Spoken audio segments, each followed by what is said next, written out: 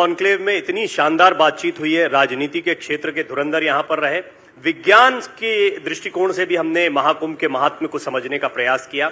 आध्यात्म सबसे महत्वपूर्ण दृष्टिकोण होता है। और अब जिस मेहमान को मैं बुलाने जा रहा हूं उनका इंतजार तो मैं भी कर रहा था बड़ी देर से, क्योंकि उनसे सचमुच कुंभ के बारे में आपको बहुत कुछ जानने को मिलेगा। बहुत बड़े विद्वान हैं, मुझे कई टेलीविजन शोज के दौरान उनसे बातचीत करने का अवसर मिलता रहा है। आइए मेरे साथ मिलकर जोरदार तालियों के साथ स्वागत कीजिए स्वामी डॉक्टर उमाकांतानंद जी सरस्वती का, जो महामंडलेश्वर है जूना अखाड़ा के। जोरदार तालियां होनी चाहिए भाई, कोई भी ऐसा व्यक्ति ना हो जिसके हाथ से तालियां ना बज रही हो। मैं आपका सादर नमन और सादर प्रणाम करते हुए स्वागत करता हूं इस मंच पर। तो डॉक्टर उमाकांतानंद जी सरस्वती, जो कि महामंडलेश्वर हैं जूना अखाड़ा के, उनसे अब बातचीत होगी। अखाड़ों का बड़ा महत्व होता है, हम जानते हैं, और अखाड़ों के इसी महत्व की वजह से दुनिया भर से लोग यहां कुंभ में स्नान करने के लिए आते हैं और इन साधु संतों के दर्शन करने के लिए आते हैं। डॉक्टर उमाकांतानंद जी सरस्वती जी, मैं सबसे पहले चाहूंगा कि आप अखाड़ों के महत्व पर थोड़ा सा प्रकाश डालें, क्योंकि अभी कई बातचीत हुई हैं, कई लोगों ने अपने अपने तरीके से महत्व बताए। अखाड़ों का महत्व बताएं आज के दौर में और महाकुंभ में। देखिए, अखाड़े आज लोगों के दिमाग में अखाड़ा शब्द से होता है कोई युद्ध या पहलवानी का स्थान। सचमुच थोड़ा मोड़ा तो वही है, क्योंकि आदि जगत गुरु शंकराचार्य जी ने एक सेना बनाई थी, एक फोर्स, जिसका नाम था भैरव सेना, जो आजकल जूना अखाड़ा है जिसको आप कहते हैं। क्योंकि जूना अखाड़ा इसका नाम नहीं है, बोला जाता है ये भैरव अखाड़ा। ऐसा हमें लगता है कि अखंड अग्नि जहां साधु होते हैं वहां जलता है, और अखंड से अखड़ शब्द हुआ, धीरे धीरे अपभ्रंश होते होते फिर अखाड़े पड़ गए नाम इसके।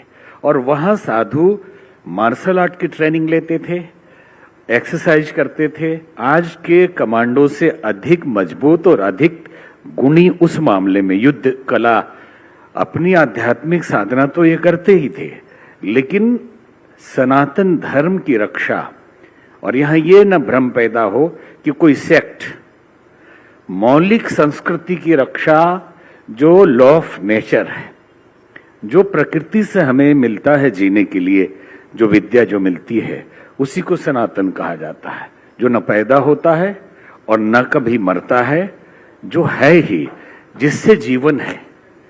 इसलिए प्राचीन काल में हमने प्रकृति को पूजा है। हमारे देवता कोई आसमानी नहीं होते थे, अग्नि देवता होते थे, वरुण देवता होते थे, जल देवता होते थे, पवन देवता होते थे, मतलब जो हमारे उपयोग की है। तो अखाड़े सेना के रूप में, धर्म की रक्षा के रूप में, प्रकृति के संरक्षण के रूप में, पर्यावरण के संरक्षक के रूप में बड़े त्याग करके हर घर से बालक निकलता था, और सामान्य गृहस्थी जीवन छोड़ करके एक भस्म भभूति रमा के राष्ट्र के लिए और पूरे विश्व के लिए जीता था। उन्हीं लोगों के संगठनों का नाम अखाड़ा है। जी, बहुत सुंदर, आपने बड़े अच्छे से इसकी व्याख्या की। अब मुझे ये बताइए कि अभी आपने कुछ प्रशासनिक अधिकारियों को यहाँ पर सुना, आपने राजनेताओं को भी सुना होगा निश्चित तौर पर। अखाड़ों की भूमिका व्यवस्थापन के लिहाज से जब महाकुंभ जैसा आयोजन होता है, एक तो हम देखते हैं कि स्नान होगा, सबसे पहले उनको अवसर होगा, पहले इनको होगा, वो भी एक परंपरा, वो भी थोड़ा समझूंगा, लेकिन व्यवस्थापन के दृष्टिकोण से आप लोगों की क्या भूमिका है इस महाकुंभ में? देखिए, सामान्य लोग स्नान तो करते ही हैं, लेकिन प्राचीन काल से व्यवस्था थी कि फौजी को पहले स्नान कराया जाए ताकि ये रक्षा के लिए बॉर्डर पे लग सके। इसलिए संतों को पहले स्नान कराया जाता था, और उनके कमांडर होते थे महामंडलेश्वर, इसलिए उनको रथ पे साधु ले जाते थे। एक जगह नेट पे कहीं मिला बहुत पहले, the meaning of Mahamandaleshwar, chief commandant officer of Naga regiment, Naga बाबा लोगों का चीफ। तो इसलिए पहले संतों को नहलाया जाता था, इसलिए किसी को भ्रम न रहे कि यही क्यों पहले नहाते हैं। ठीक है। और एक बात और, रामसुख दास जी महाराज बड़े संत हुए हैं, ऋषिकेश में रहे। उनसे किसी ने पूछा था कि दुनिया का पाप गंगा में याद होती है, और साधु तो पवित्र होते हैं, वो कौन सा पाप धोने जाते हैं? तो बोले गंगा में जो लोग पाप छोड़ के जाते हैं उसे धोने के लिए साधु आते हैं। क्या बात। क्योंकि तीर्थम कुर्वन्ति तीर्थानी, साधु जहां रहते हैं वही तीर्थ होते हैं।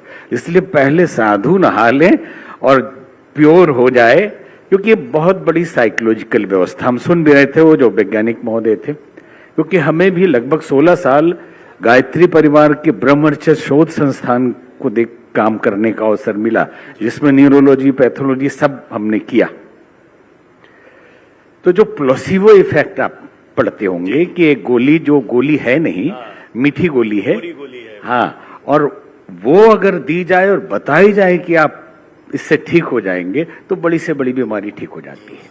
और आज पूरी दुनिया में जो वातावरण का असंतुलन है, पर्यावरण का संतुलन है, तो बाह्य प्रकृति और अंत प्रकृति दोनों डिस्टर्ब है पूरी तरह से।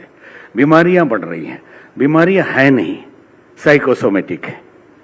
लॉ ऑफ अट्रैक्शन तो यह कहता 100% हमारे मन का खेल है, लेकिन फिर भी 99% साइकोसोमेटिक है ये। और जब हम कुंभ जैसे पर्वों में आते हैं, पवित्र वातावरण मिलता है, दिव्य भाव मिलता है, एक साथ कीर्तन, भजन और उत्साह, तो 99% बीमारियां चली जाती हैं। अब संतों के पास लोग जाते हैं, उनकी तपस्या होती है, आशीर्वाद देते हैं। मंदिरों में आप जाते हैं तो वहां भी आशीर्वाद आपको लगता है। लेकिन प्रश्न हमारा है, क्या गणपति सिद्धि विनायक के अलग है और दूसरे मंदिरों के अलग है? नहीं है, वो गणपति ही है। क्या एक शिवालय के शिव जी अलग है और दूसरे मंदिर के अलग है? 12 ज्योतिर्लिंग है वो तो न, सब एक ही है। तो हमारी आस्था के हिसाब से वो प्रभाव दिखाता है। नहीं, हम लाल बाग के ही गणपति के पास जाएंगे तो वो प्रभाव मिलेगा, बाकी घर में जो पूज रहे हैं उससे नहीं मिलेगा। ये मन का खेल है। तो उसी तरह से जब हम यहाँ आते हैं, एक से एक दिव्य संतों के प्रवचन, भजन, कीर्तन, उसका वातावरण मिलता है, मनोबल बढ़ता है। और ऑटोबायोग्राफी ऑफ योगी में भी इसका वर्णन है। और हमारे ऐसे तो सन्यास के गुरु अलग हैं, पंडित श्री राम शर्मा आचार्य गायत्री परिवार के हमारे गुरु बचपन से रहे। उन्होंने कहा कि कुंभ के मेले में फटे हाल में भी कोई साधु अगर दिखे तो अपमानित मत करना। हिमालय का कौन सा ऋषि आया हुआ है इसका कोई भरोसा नहीं, और कौन से देवता किस वेश में घूम रहे हैं इसका भी ठिकाना। बहुत सुंदर बात आपने ये कही। अच्छा, मैं एक चीज और आपसे जानना चाहता हूँ कि अखाड़ों को लेकर भी अभी हम देखते हैं एक व्यवस्था होती है, इसमें ये अखाड़ा पहले नहाएगा, और शायद इस बार प्रयागराज में जूना अखाड़ा ही सबसे पहले स्नान करेगा, और नासिक में हम देखते हैं, उज्जैन में हम देखते हैं, हरिद्वार में, अलग अलग जगहों पर अलग अलग अखाड़ों को अवसर मिलता है। ये व्यवस्था कैसे बनी थी? पहले अखाड़े बहुत सारे नहीं हुआ करते थे, एक आध अखाड़ा था, फिर अखाड़े बढ़े, फिर आपस में भी द्वंद्व हुआ, शैव और वैष्णव में हुआ, फिर नाथ संप्रदाय के साथ हुआ। तो इसमें आपस में तालमेल बिठा के व्यवस्था बनाई गई कि पहले एक स्नान में इस अखाड़े को जाने दिया जाए, फिर पीछे दूसरे को रखा जाए, फिर अगले स्नान में उनको पीछे किया जाए, दूसरे को आगे रखा जाए। इसलिए अलग अलग अखाड़ों का क्रम है, और अलग अलग कुंभों में भी इसका क्रम अलग अलग रखा गया, ताकि आपसी सामंजस्य रहे। सब अखाड़े तो एक ही हैं, यूं तो पूरा समाज ही एक है, लेकिन संत को तो और भी ज्यादा एक रहना चाहिए। तो मंच पर तो आपसे मैं मिला, लेकिन मैं कुंभ में तो बिल्कुल अलग अंदाज में हो सकता है आपके दर्शन करने का अवसर मिल भी पाएगा, नहीं मिल पाएगा, लेकिन बड़ा सौभाग्य कि अभी आपके साथ बैठ के बात अभी एक बहुत इंपॉर्टेंट बात हम बताना चाहेंगे, जो मीडिया के माध्यम से, भारत एक्सप्रेस के माध्यम से पूरे विश्व और भारत को समझना चाहिए। आप मोबाइल जैसे उठाएंगे एक आवाज आती है कि आप फ्रॉड से बचिए, आपको यूपीआई फ्रॉड, पुलिस फ्रॉड, तो आप सावधान हो जाइए, इस नंबर पे कर दीजिए, करने से कोई फायदा नहीं।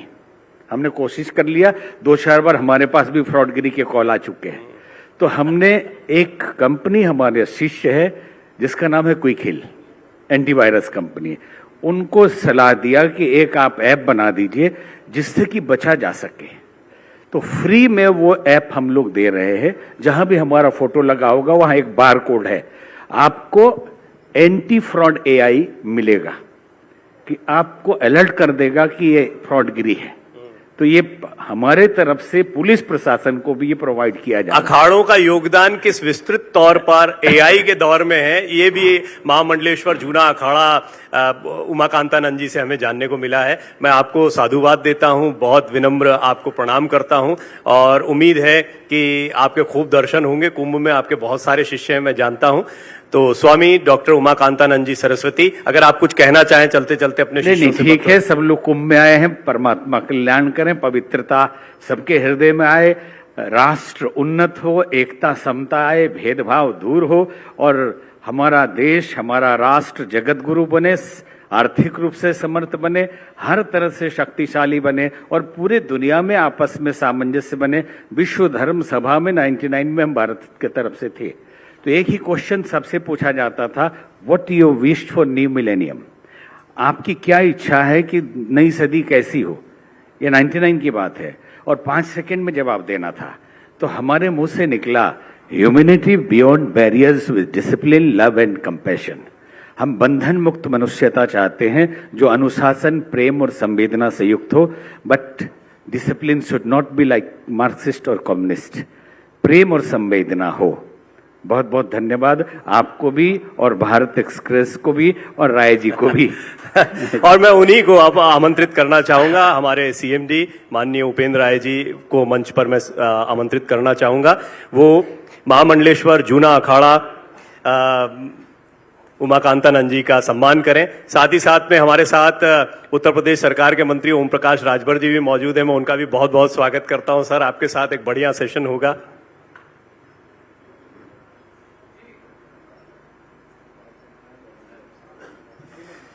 तो अखाड़ों के महत्व पर हमने अभी कॉन्क्लेव के इस हिस्से में बातचीत की है। अखाड़े बहुत ही अहम हैं और अखाड़ों को देखने के लिए, वहां साधुओं के दर्शन करने के लिए सभी लोग आना चाहते हैं।